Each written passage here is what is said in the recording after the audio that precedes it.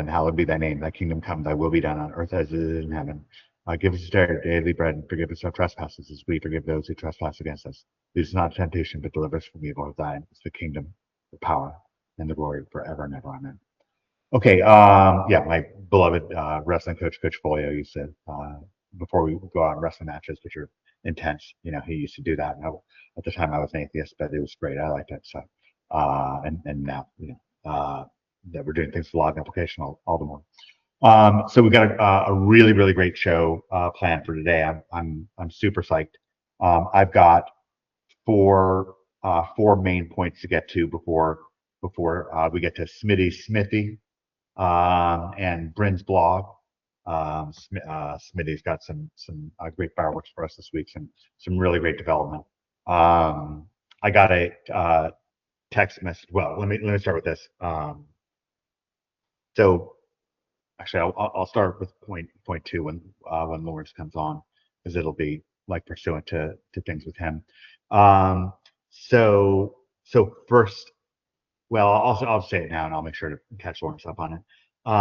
So we'll be starting on Magic Secrets Chapter 2, but it'll be concurrent with a big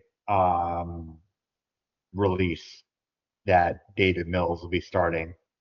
So David is powering up for kind of a major release to give you a sense of, in the past, David did a legendary project called Alchemy, and he did, I think it was 32 webinars. They were lengthy, very action-packed, and by all accounts, life-changing. So many people, I believe, said that it was worth $10 million or something like that. They really felt the value, and really in that program, so many people probably had made $10 million since then. So maybe it was.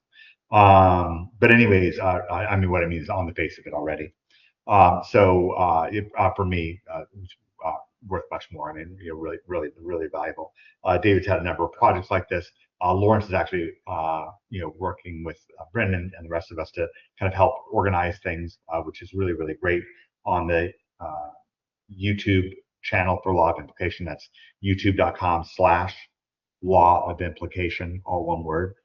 And it's fantastic. So David's got a major release coming up that's akin to what he did with Alchemy. It's gonna be very, very exciting. When David releases something, he'll tend to do it live. He'll tend to prepare unbelievably beforehand with his notebook and with his Starbucks sessions, and then he'll really unload. So he'll do that live. When David does that kind of concurrent with that, that'll be a great timing for us to continue on with Magic Secrets, particularly, although it's all the more reason now. The reason I'm saying it now is all the more reason for us to go back and focus on Chapter 1, which is shortcuts, and really committing to shortcuts, really saying, am I really committing to shortcuts? Because shortcuts is the way forward. I mean, we really get forward in life. There's so many options these days. Hey, there's AI out there for business, right? But how do you access it? How do you make it accessible to you? And make it valuable, and how do you cut through the noise? What are the things that are unimportant? I've heard people referring to AI as an AI bubble, which again, the last bubble that was referred to like that was the internet bubble, and the internet didn't turn out to be such a bubble, right? That's when Amazon was dangerously, literally, this was the reason for the dot-com burst, the stock market crash that wiped out a lot of people's savings and so forth, terribly. Was that Amazon was recklessly overpriced at $60 a share. Of course, today Amazon is worth much more than that, so apparently it wasn't so reckless. But that's the silliness that's out there. But without somebody to help you cut through that and help you understand these shortcuts, right? Then, I mean, I encourage you. We're not saying that these things couldn't be achieved without us. They can. We figured it out. We built to what we have. So there's no reason that you or people you're working with can't do it as well. However, here we are, and we're doing it. And if you're on the journey with us, boy, it's a great journey and a great group of people we work with. So anyways, I wanted to make that kind of major announcement. I got a text message from Brian Weissman, and I'm just going to read it verbatim, and then he gave me a response. It starts as a mass text message, so that's what it is. Hey, Mike, this is a mass text message I'm sending out to friends and family. I get to send to his family too. A few weeks ago, I had a profound pleasure of interviewing my friend, Richard Garfield, on my burgeoning YouTube channel. For those unaware, Richard Garfield is the creator of Magic the Gathering, the greatest game ever made. Okay, great. I'm glad that Brian feels that way. And I think it's a great game. Maybe it is. Although I love Dungeons and Dragons too, so I don't know. And there's lots of great games. The interview, but truly, Magic is profoundly great and changed the world so wonderfully. The interview, like in certain ways, it's stands on its own.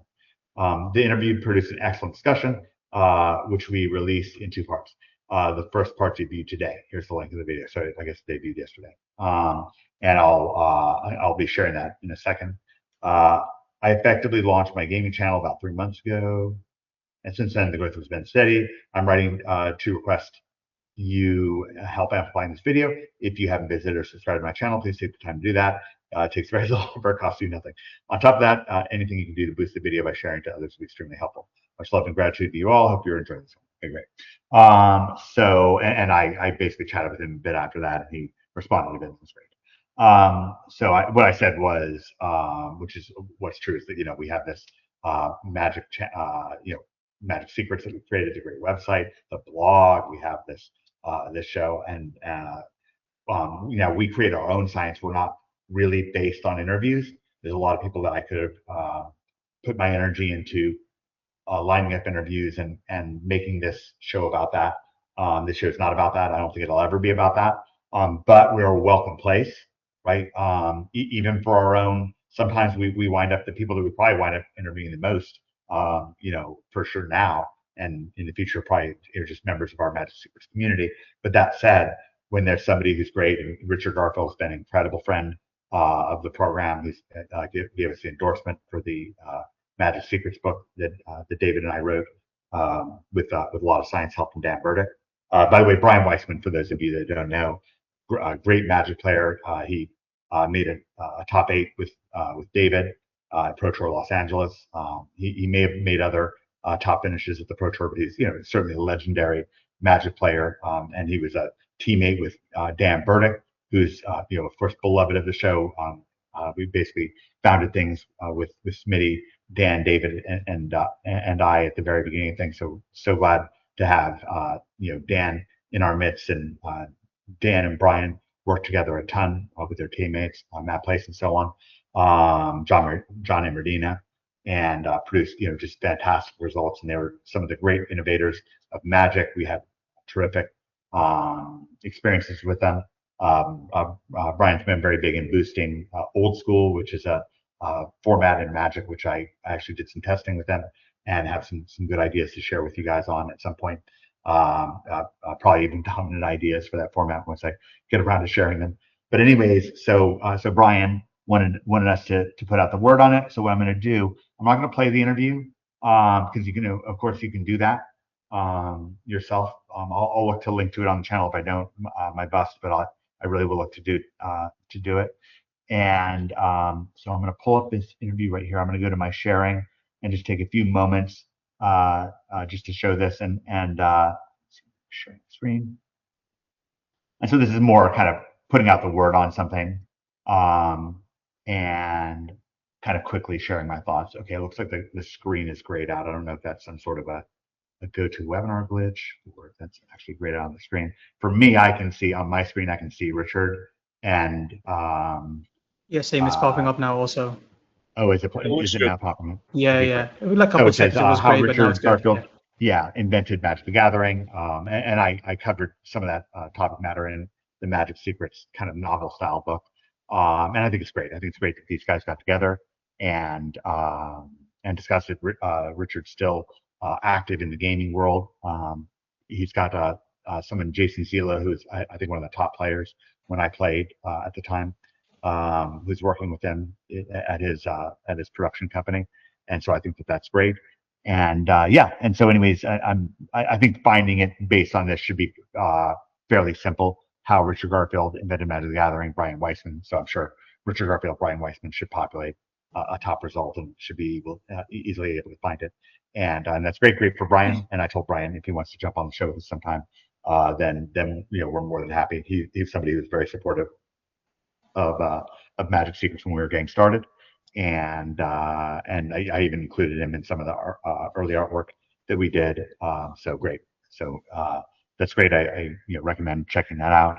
And Richard's a friend of the show. I'm sure at some point we'll have Richard, more involvement with Richard, although he's already been so involved from the beginning. So really appreciate him, and hats off to them.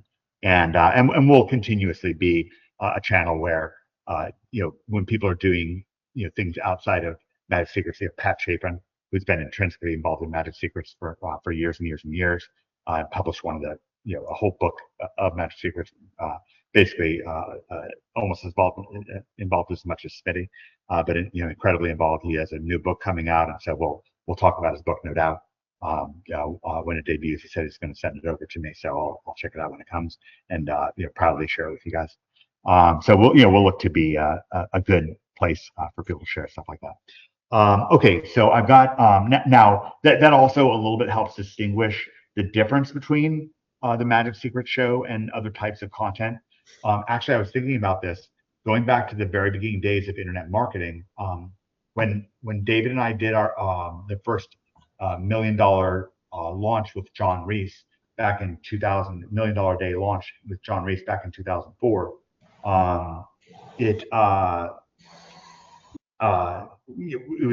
We had a strongly different product back then, and it was not an interview product, and that really shaped the difference in the whole internet marketing world between that product and then what we did, really science-led projects instead. So what do we do if we're not just interviewing? Instead, what we were doing was covering hard-won, replicatable, money-getting science online, like how to run certain ads or do SEO online to draw traffic to your website, maybe some insights. And we did, shared insights where we could on conversion. A lot of times we had a lot of insights. Sometimes we didn't have that much. But then more and more, we got really, really good at that. But anyways, we've always been of that ilk where we've wanted to do products that are more based on hard-won science. And so, for example, with the Magic Secret Show, the Magic Secret Show is more of the kind of outward-facing part of our beloved WhatsApp group, which also then another front-facing part of our WhatsApp group is Bryn's blog, which we'll cover more with Bryn and Smitty on their segment of the show, which is coming up in just a few minutes, in about 15 minutes. So that's a good way of kind of explaining things. Like we have our own science. We study Standard pretty much every week, and then often we take a look at other formats, and often we take a look at other games and examine them really scientifically in a neat way. But also, this show is also about friendship. So it's not just about, and the show and the community itself, of course. It's not, the show is about friendship and then everything, the rest of it is just a bunch of billboard and stuff. It's, it's friends hang out. I was actually browsing through some of the image gallery of our WhatsApp group, just kind of incidentally looking for a file today. And I just couldn't believe how many terrific shares there are on there and insights and so forth. So anyways, great for Brian and Richard. We cheer both of them on in their efforts. And they're friends of the show, so we appreciate them. And this show will always remember our friends. I have the longest memory in the world for friends, and also for other things, but especially for friends. Okay, so I'll stop sharing that for a second, and then I'm going to get to the. Okay, so let's get to Magic Play, and what I'm gonna do is I have a segment prepared on Dota. And I'm gonna fit it, but I've got Brendan and Smitty have a lot prepared as well, so I've got about 15 minutes to fit both of them. So I'm gonna do some gameplay, some top 1,000 or so gameplay live of Magic, but I'm gonna do things pretty condensed, and it should be fun. But yeah, just based on wanting to take some time with Brian and so forth. And being happy to do so, then of course I have to condense the rest of what we have to show. Okay, so last week I really noticed how much I wanted Badger Mole Cub in, and we played some live, some wins, some losses, with this kind of crater hooked version of Atlantis Shuffle, and I really like it. I like a lot about it. If we have more time, I would discuss it more.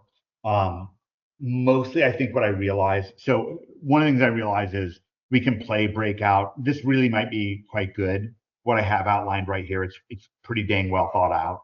I'll go ahead and play one game with this, and then I'm going to play like regardless of what the outcome is of this game. I'll switch it into more of a just true Atlantis shuffle style where it'll just be more merfolk. And I'm just going to get rid of most or all of the Nature's Rhythm and the Crater Hoof and stuff. Actually, all of them. And just go back to that deck. I'll probably get rid of the breakout as well. So I'm probably just going to go just to that. Because I really think the bottleneck is just kind of, at least online, it's just more board wipes. Now, this version might be kind of better somehow if you're just never facing board wipes. Like I think in the pro play, for some reason, there just doesn't seem to be a lot of like desire for board wipe-ish style decks for a long time.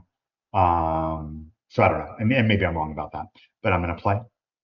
So okay, right now this profile is ranked in the top. Yeah, 1100. I haven't played it since last week. I kept it just like this so I could play it on the show, and I just thought that'd be fun. I was kind of busy preparing some other stuff. I have some actually nice stuff prepared for Dota, so I'm really gonna have to cook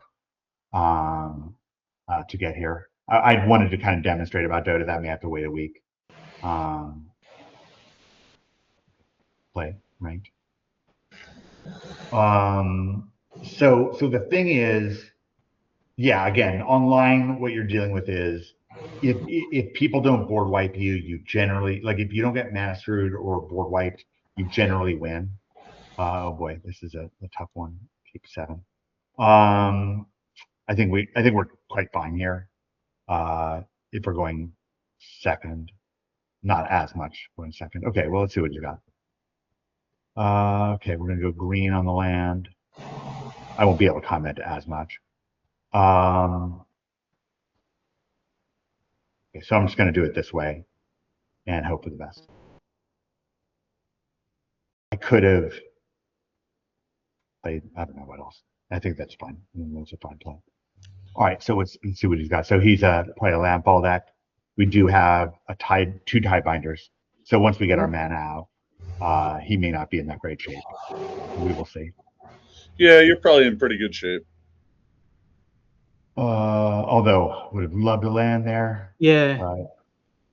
We will play the elf and then we'll play the pollinator. Great to have you on, Smitty, by the way. Always a pleasure. Yeah. I'm just wondering if Olia knows about David's major release. Yes, she does. She's been working on it. Sick. Yeah. It's actually been great. That's been a really cool thing about it. All right, great. Hope this guy gets dispirited and folds.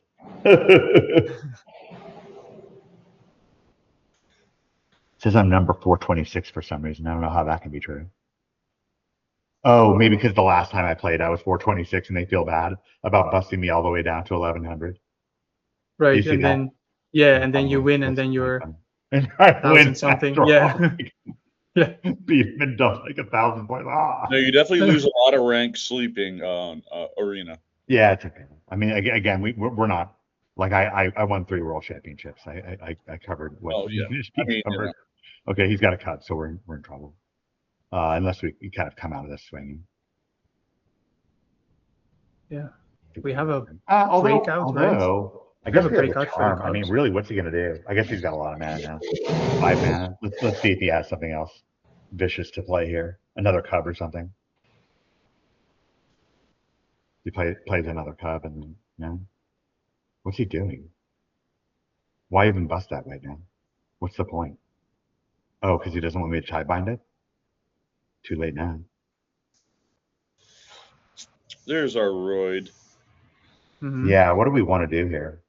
Just nothing, right? Oh, do we have cubs? We could break out a cub, right? I'm going to tie bind him. Okay. Oh, you want to break out a cub? Oh, no, maybe tie binding like comparatively is probably better. I'm going to do anything except sit there and wait for them. I want to break out here. You want to break out? Yeah. Okay, I didn't do it. Sorry, guys. It's always so good, though. Yeah. Well, if we get Druid there or something like that, like sometimes you miss. It's like yeah, we can miss big time, and our mana setup is really janky here. Like it's not like amazing right now. Well, hopefully they try and cast Hydra or something dumb like that. Yeah. Well, Hydra's actually I don't want to see a Hydra right now. I can't counter it. Oh, I can tie bind it. I see. Yeah, you can tie binder it. Yeah, I'm hoping to tie bind that land. Probably another card. I think we're gonna lose this game. I think we're in a lot of trouble. Mystic no, Green? he's gonna cast something. Earthbinder's Ascension? Crap. Damn, that's the worst. You can't counter that because he doesn't have. Oh no, he has one up. Never mind. He has 1 mana floating. Yeah, should I tie bind it? That's. Oh no, because it doesn't stick. I know, but what do I do? Right. Guys, we're in trouble here. Let him earthbend and just draw out of it.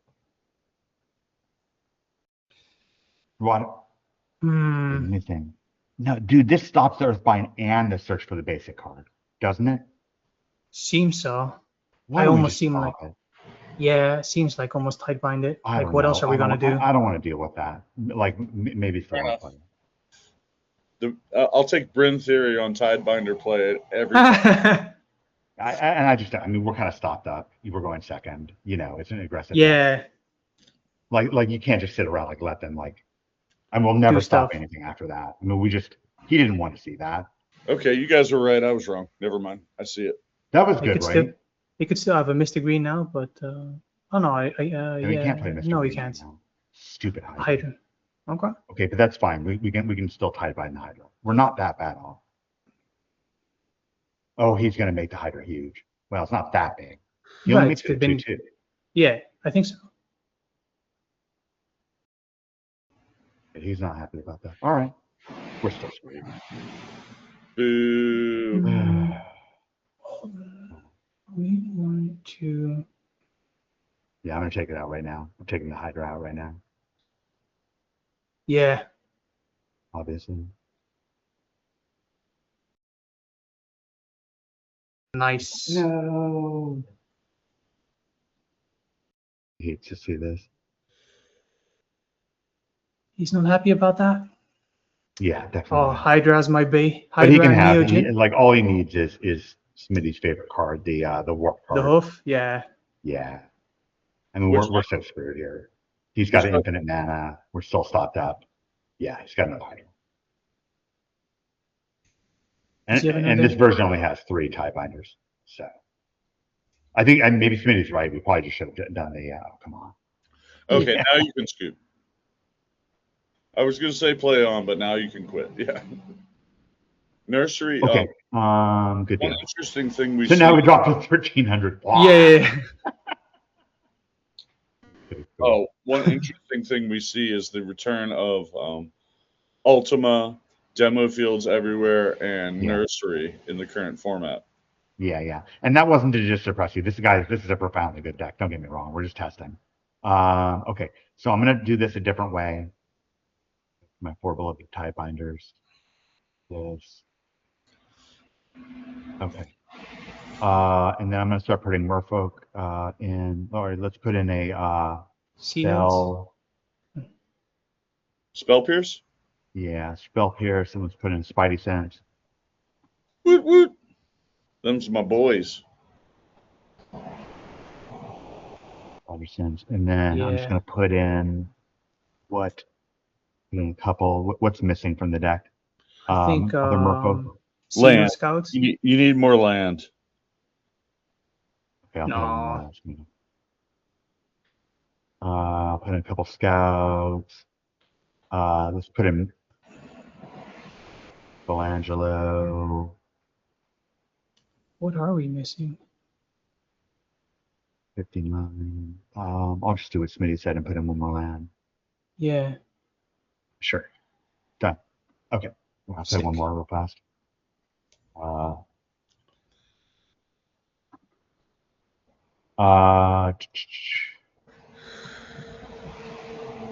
Play.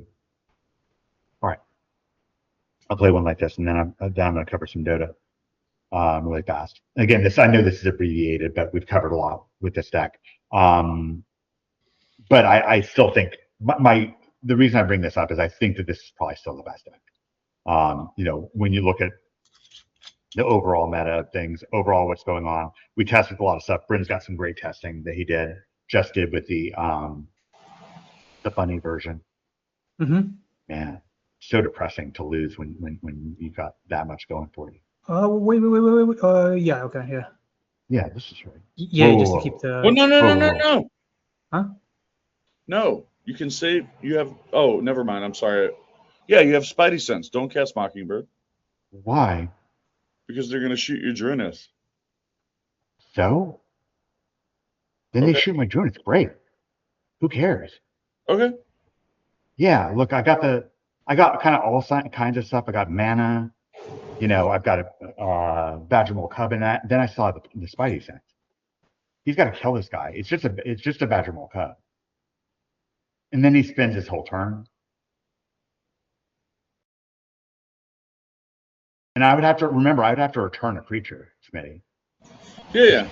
Do you think I'm gonna block it? Okay. I got you. All right. I mean, you guys play this. I double block that thing? Wait a second. That was a huge mistake. I'm double blocking that guy. Right? For sure. Huh. Terrible for him. I think that was terrible for him. Ooh.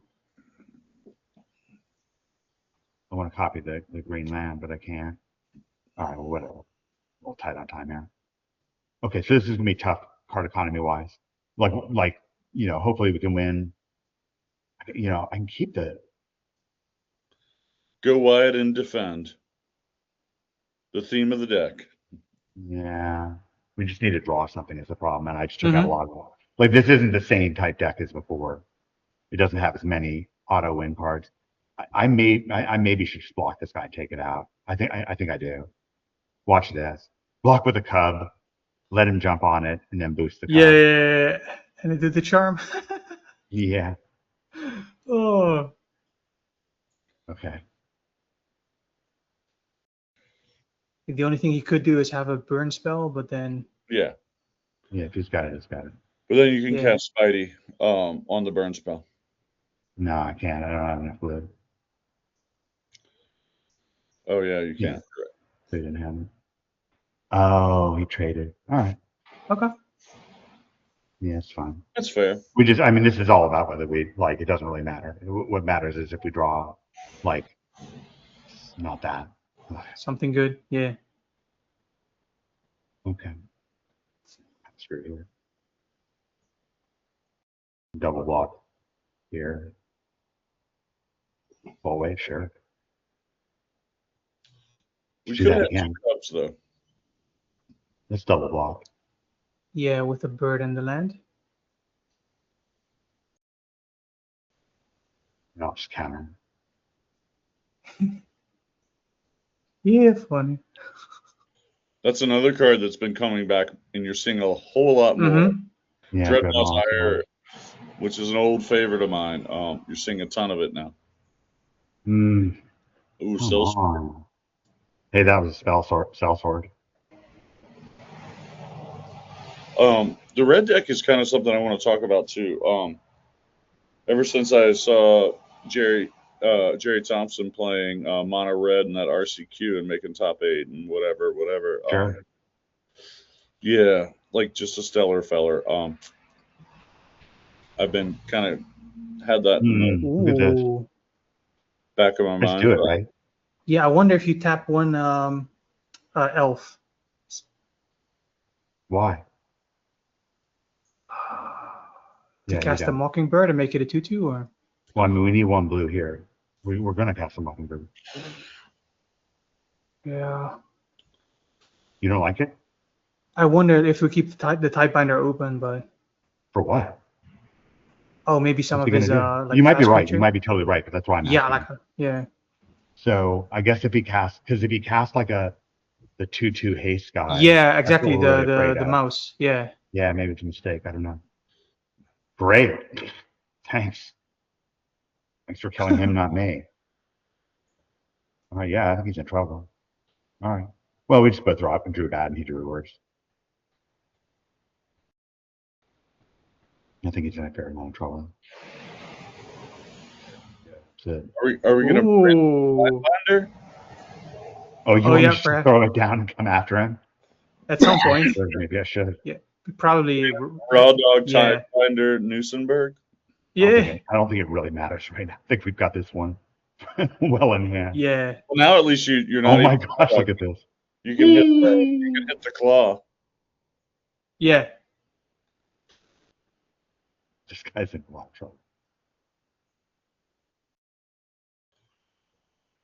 Got to be a little mindful of turn inside out sword though.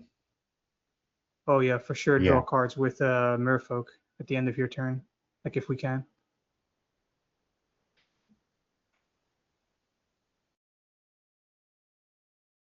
I'd block with your land, or the Merfolk, or whatever. Oh, with the Merfolk, really? Merfolk, for sure. No. I don't. I think not with the Merfolk, right? Because then we can draw. Like if he doesn't die, we can draw cards. I'm gonna draw cards. I'm already am gonna draw cards. Oh, before he kills you, the Merfolk, yeah. Yeah. Oh, that's funny. And if he assigns poorly, 2, 4, the Merfolk 6, will 7, 8. I draw 8. Did I miscount? And you need 2 blue. So 1, 2, 3, 4, 5, 6. I think you can draw 4. Is it not? Or oh no, I could have drawn 7. Or 6. Okay. 7 oh, nice. Yeah. See what he's got. There we go. Cooking with gas. Yeah, I think we're done. Solid chance on this one. Okay. Let's see. Michelangelo. Yeah. Okay. But that's it for that. Okay. So that's that. Two ways of looking at it. My guess is that for Magic Online, the second version's the better. And then if I was playing in real life, I might take a much harder look at the first version. All right, I'm going to do one last thing. I've actually got a couple of prepared clips from Dota. From Dota, I do, and I want to play these. One's a 2-minute clip, and one oh Adam's on. Sick. Great to have Adam on. Hello, Adam. Hey, Adam. What's up, Adam? Great to have you on, buddy. I've been on for a little. I just was watching. I couldn't talk because I wasn't a panelist. Sorry for being. Yeah, no, I know. I once I went into things, it was a little harder for me to look out for it, but then luckily I took the time to check out and scope you there. Okay, so my last segment here, what I'm going to do is I'm going to share a video, and I just need to figure out how to share that video because this is a new, different kind of format for GoToWebinar. Let's see, some materials, questions, chat, settings, session audio. Where do they do this? The old GoToWebinar, there was a pretty obvious drop down. Oh, it's probably in the sharing now that I think about it. Go to sharing, screens. Gosh, I wonder how they do this now. I may not be able to do this segment. I prepared a cool play for you guys to watch on a cool Dota play from Malrine. You see, I'm not gonna like crash the session looking for how to do this, but I'm just gonna take about 30 seconds more to look for how to share it. Boy, they don't make it obvious, do they? While you're looking, I just wanted to bring up something that I believe that Gary had shared with Verdot Core and the Otter that lets you untap and yeah. cap. I think that there is something really neat with Namor there. Oh, cool. Nice. Yeah, we'll have to look at that. That's the Valley Valley flood color. Valley flood color. Beautiful. Yeah, let's look at that. That Great combo idea. had some success in some reasonably sized tournaments before all this came out. So great. Namor, Yeah, good point. Good point, Smitty. Okay, I don't see unfortunately how to do it. Let me just take one more glance around the screen, but I'm just not seeing how to do it. Okay, so perfect timing for Adam to come on and discuss theory and stuff like that, because this is now Smitty and Bryn's portion of the show. So I'm going to switch screen sharing over, and I'll find a way to share that next week. But Falcons is in a playoff now. Tomorrow, Nice. They're playing in the E-World Cup, so that should be a lot of fun. We're fans of Falcons from the show, and we'll cover that more and more.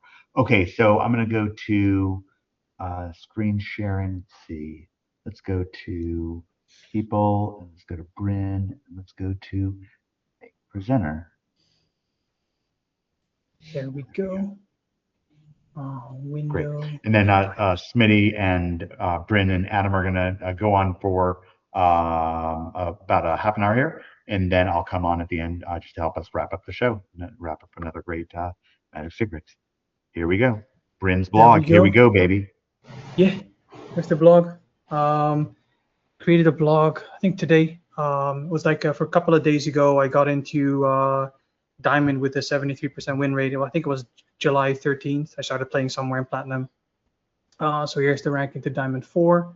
Here you see the rank up the game, and then like if we zoom in a little bit, you see the games, like July 13 games. Mostly winning, I think it was like 19-7 for 73% win rate. So that's nice. See all the people we're playing against and stuff. Playing with Bunny Bazooka. To Jeskai? What's that? Were all the losses to Jeskai?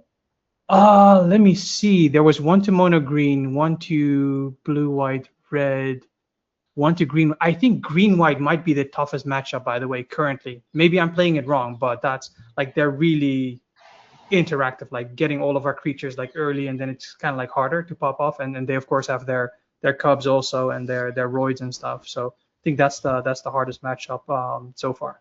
Yeah, that deck's still performing nasty roid. Yeah, it's still with the Gearhawks and stuff. It's still performing. Yeah, with the Gearhawks. Yeah. I think that's the toughest matchup currently. Okay, I'm sorry to interrupt you. Oh, dude, no, you're welcome. A welcome interruption. So welcome here. Of course, you see here.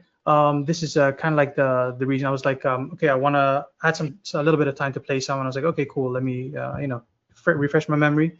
And then I remember that Smitty, you gained a couple of ranks. I believe it was in Platinum, like July 3rd or July 4th or something, with a little bit of a different version than this one.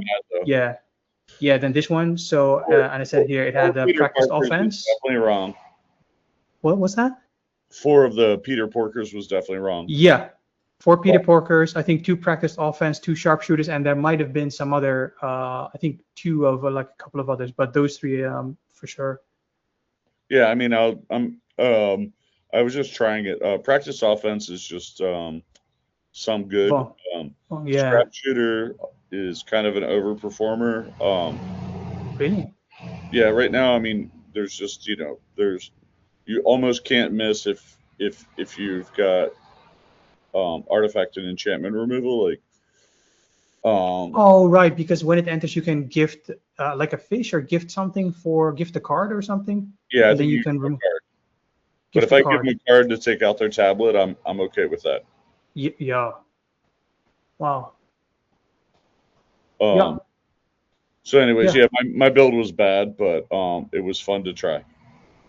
Right, and it's like one of the things that I took into account. So like, okay, you gained some ranks in Plat, and that was early, right? So I think it was July 3rd. So it's and then it was still good enough to win some, but it was not.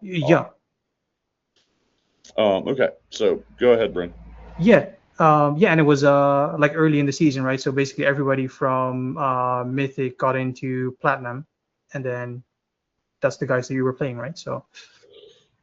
Yeah, I was looking at Goldfish and a green-white bunny deck that varied by about 4 cards from what I was playing. It didn't have any Peters, but it had a couple bunny corns and practice offense.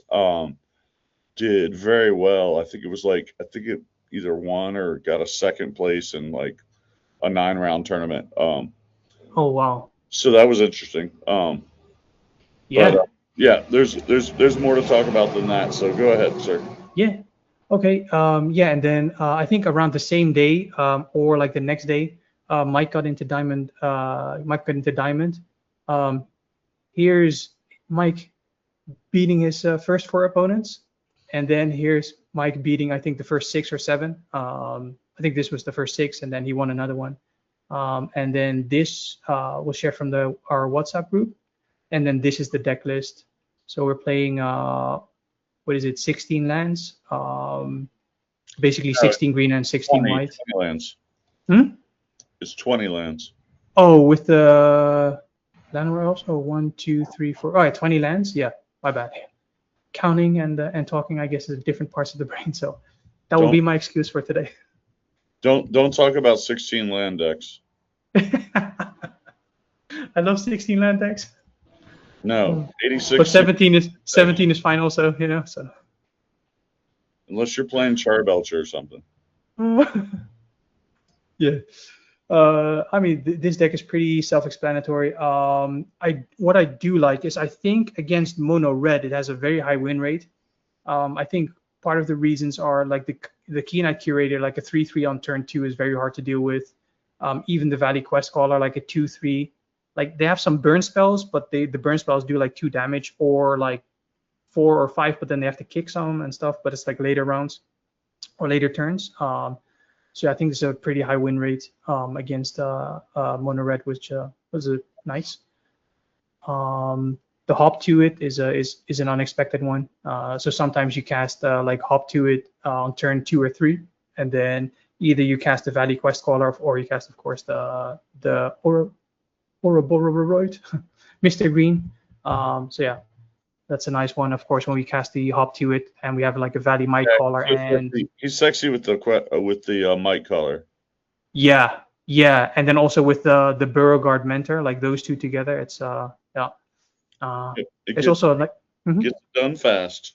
Yeah, there's also like a nice, maybe it's like a very niche type of play, but I had a game, I think yesterday or the day before, maybe yesterday, when I was attacking with I think it was maybe 2 Beauregard Mentors, and they were 5/5s, and the opponent was blocking with 2 5/5s, but then I cast the Spectacular Spider-Man, so they became 6/6, so that was nice. So he lost both his creature because they went Beauregard Mentor's power and toughness is equal to the number of creatures you control, right? So you flash it in after they block, and then they lose their creature, so kind of messing with them in that way. Spider-Man's super sexy in combat that way. Yeah, I like it, yeah. Sometimes you just get a freebie. You're just like, all right, I'm going to swing with everything and see if they make a mistake. Yeah. And they're not even making a mistake. They just don't know. Yeah. They have no anticipation of seeing. Yeah. Anyways. Yeah.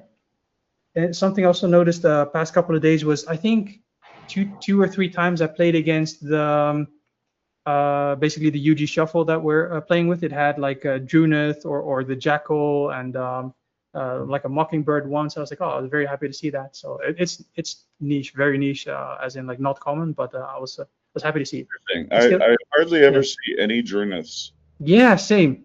That's crazy. Like with our results with Druneth and stuff, and they're not playing it. Yeah. It's okay. We don't have to tell everybody. Yeah. So you see here the deck list in text form. Here is, I think this was from yesterday. I played some again. So your Diamond Tier 2 and a couple of pips. And one of the games I played was against MTG Malone. And in his style, he says, enough with the yammering. Let's get into the hammering. So I was like, I think he always says that in the beginning of YouTube videos. So I was like, oh, that's a little bit of a shout out to him. So I thought it was pretty funny. And then he was playing was he recording your match? I don't know. Like, I don't know. Maybe maybe not. Like, I don't know. It'd be fun if we'll see. Find it. Yeah, maybe he'll upload it in like the next couple of days. I don't know. I saw a video where he's gonna be in Amsterdam, I think today for the MagicCon. So I think it opens officially like tomorrow or the day after. So I'll see how I can travel. Like I need to get maybe tickets or like I've looked a little bit, but it's not immediately clear. Talk shit to him. What's that? Go over there and talk shit to him. Be like, you're my bitch.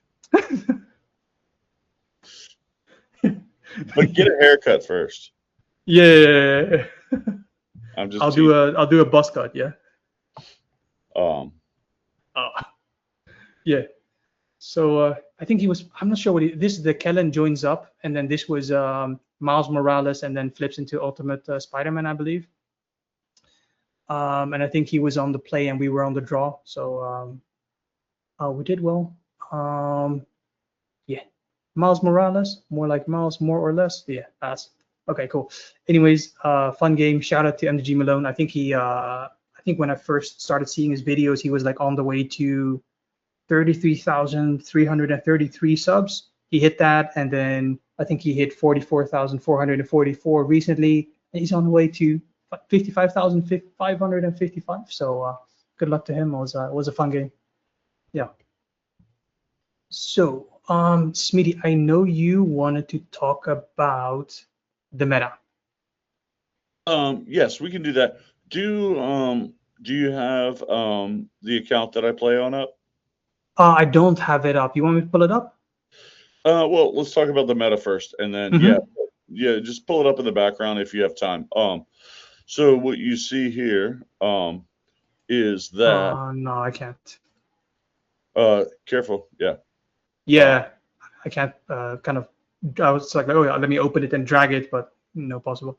It's fine. It's no big deal. We can find it elsewhere. So like what we're looking at here is like Nasty Roid is still nasty, right?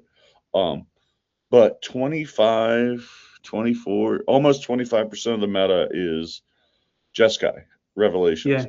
Yeah. And then if someone else can do this independently if they want to go to Magic the Gathering Goldfish standard meta, they can see that the difference between the Jeskai Lessons and the Jeskai that plays Inevitable Defeat is vast. One of the biggest differences is the Inevitable Defeat deck has to and does play 4 more lands than the Lessons.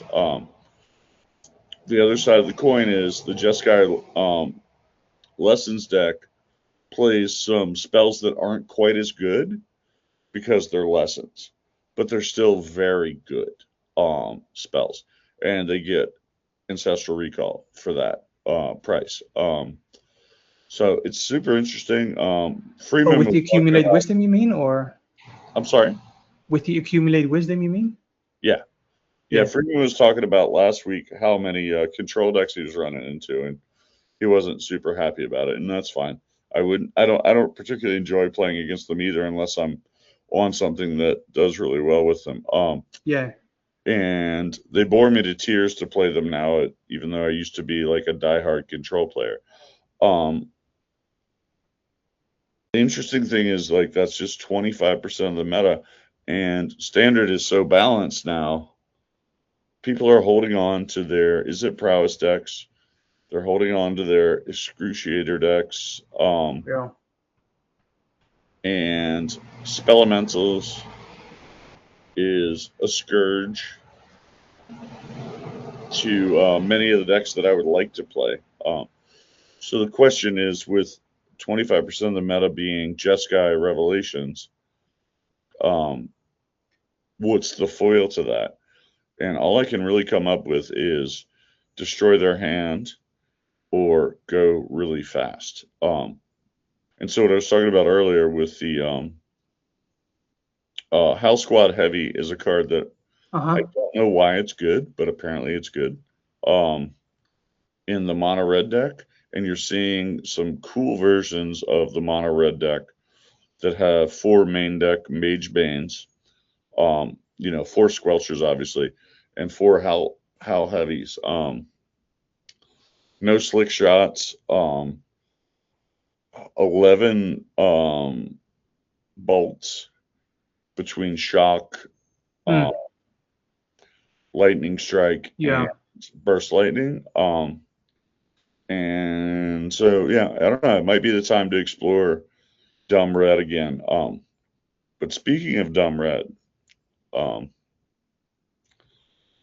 the very rude deck. The land destruction one? Yeah. Yeah. So, I had a page and a half of notes on what I wanted to do with this deck. and then Saffron Olive showed up on my feed playing it live, and so I watched a little bit, and I learned a lot because, like, despite being handsome as fuck, the guy plays pretty good. And you know, he has insights and shit. And so the biggest insight I gleaned from that was Maze-Mind Tome, and then the second biggest is how good Death to Our Enemies is. Okay. It just powers it all up. I knew most of the other aspects of the deck and why they were good and what was going on, like Capstone and Avengers, Disassembled, etc. Yeah.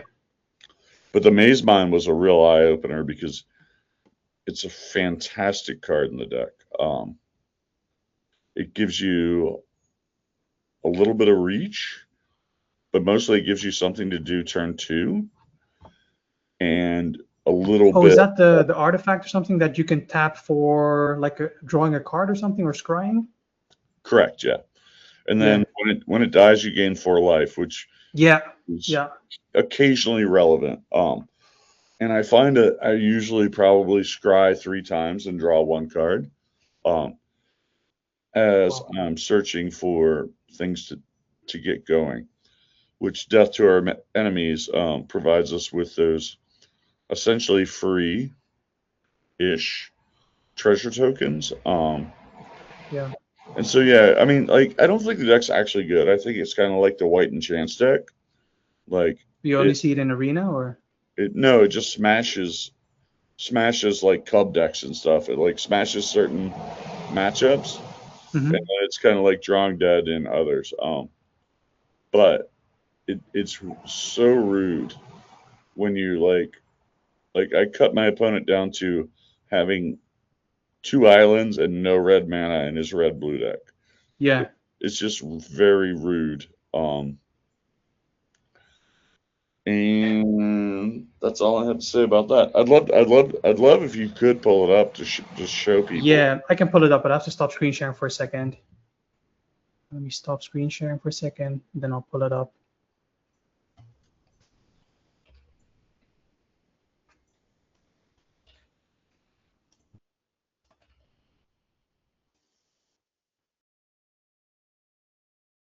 Adam, you still with us? Indeed. Sweet. So once we get this deck up, you can talk about it better than I can, I'm sure. We've talked a lot about these cards.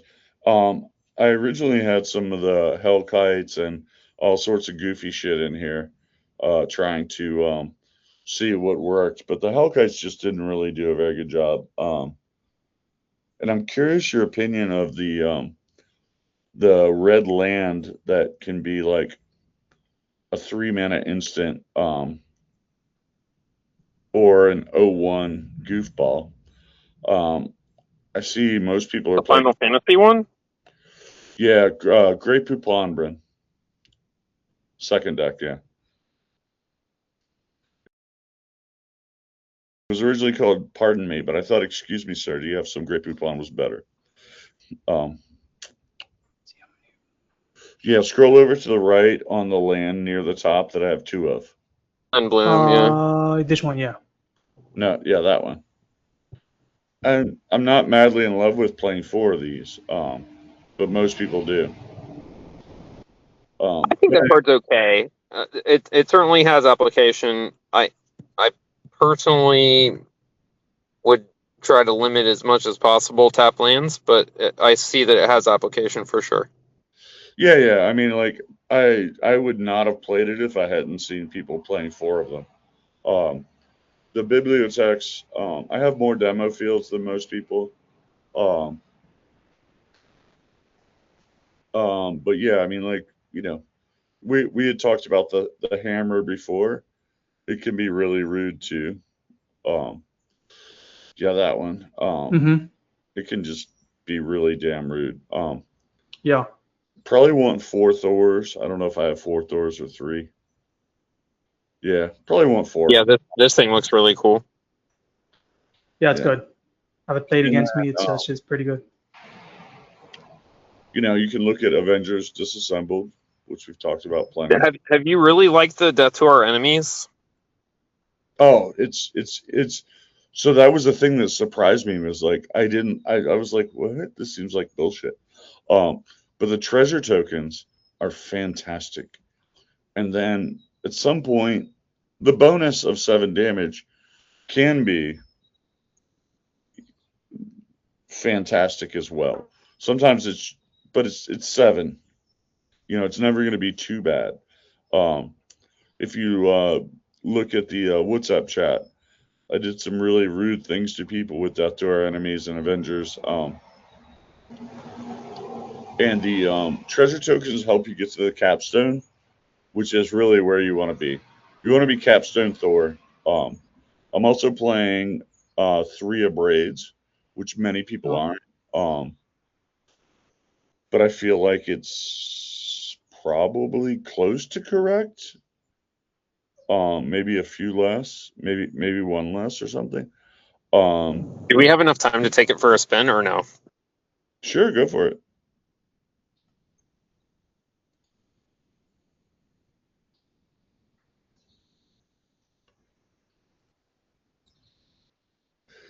Go Gadget, play against a creature deck and not Jeskai.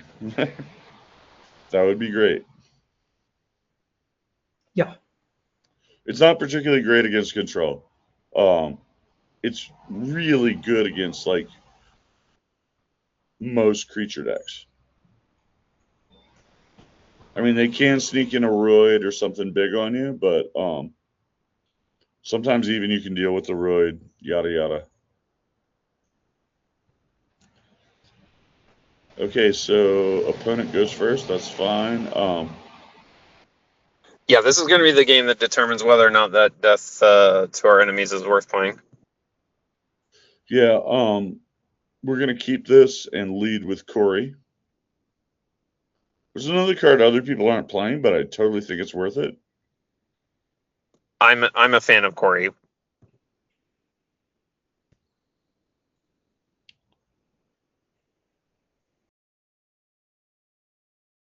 Well, this is probably going to go well for us. We have 2 tablets, and they played a forest, right? Yeah. Swamp. Oh, is it a swamp? I'm sorry. Yeah, it looks a bit greenish too. So yeah. That's kind of meh. Swamp. They're redundant though, so it's fine.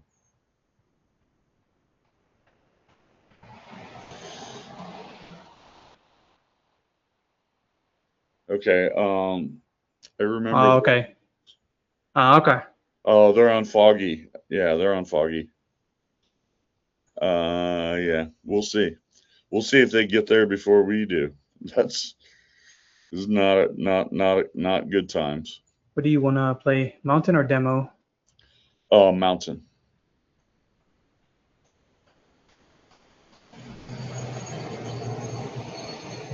Oof. If they get there on like turn 4, we're toast, but they got to get there. Oh yeah, this is not good. We're probably gonna get our ass kicked.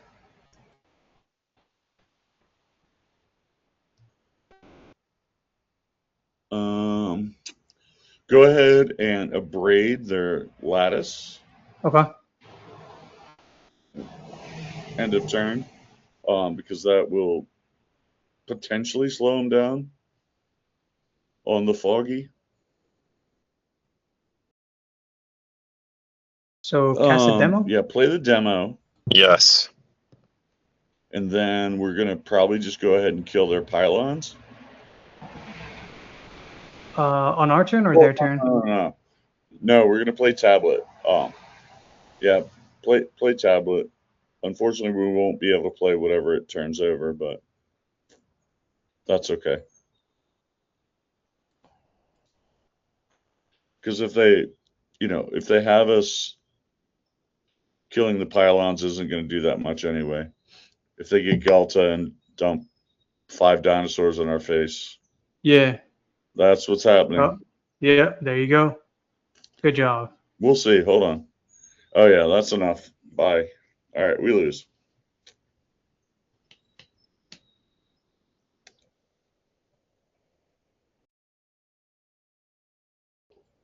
Yeah, it's never Nope. good when this happened.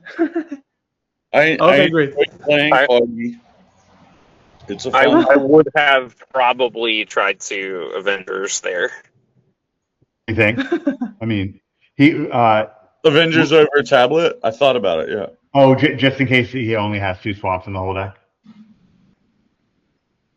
He might. Yeah, he might. Anything you guys want me to do or concede? Oh, do you just want to play? Oh, sure. No, we're dead. I would concede probably. I think he's got- Who knows? I don't know the deck. I don't know. I don't know the deck either. I just Yeah. built it a couple days ago. Yeah. And Cool, Yeah, yeah. it's Stop funny, sharing Smitty. You mentioned about actually taking a couple games to stay in Diamond. I do find the Diamond's a pretty good testing environment. So yeah, Adam, I'm curious to take a look at that Namor deck. So we can kick that around Yeah. when we jump on. Okay, a great episode today. Again, a shout out to Brian Weissman. We're happy that he's doing his new YouTube channel. We encourage you to check out that interview. It's a 2-part interview. He just put out the first part with Richard Garfield. Richard Garfield, friend of the show. Appreciate you, Richard. And yeah, again, a great episode. I really enjoy Smitty and Bryn's and Adam's segment as well. It was really awesome. We'll be taking a look. I'm curious.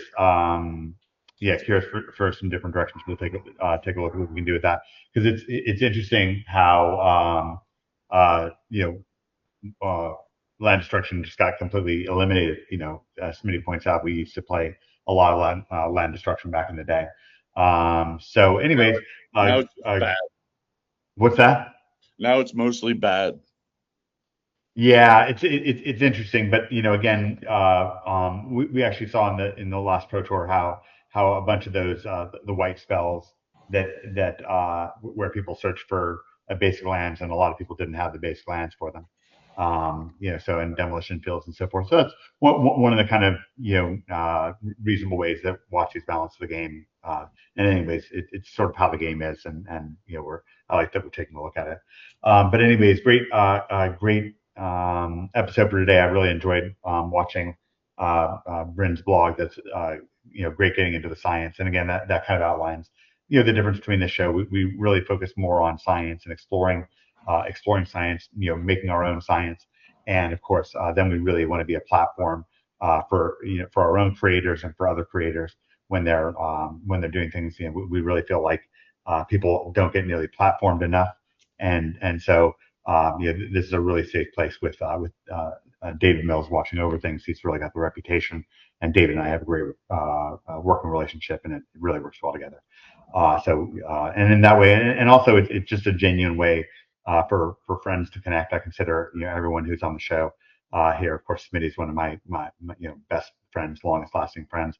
Bryn's a friend of mine. Lawrence is typically on the show. He's a great friend of mine. Adam's become a friend of mine. Really love having Adam on the show. And of course is a part of our group.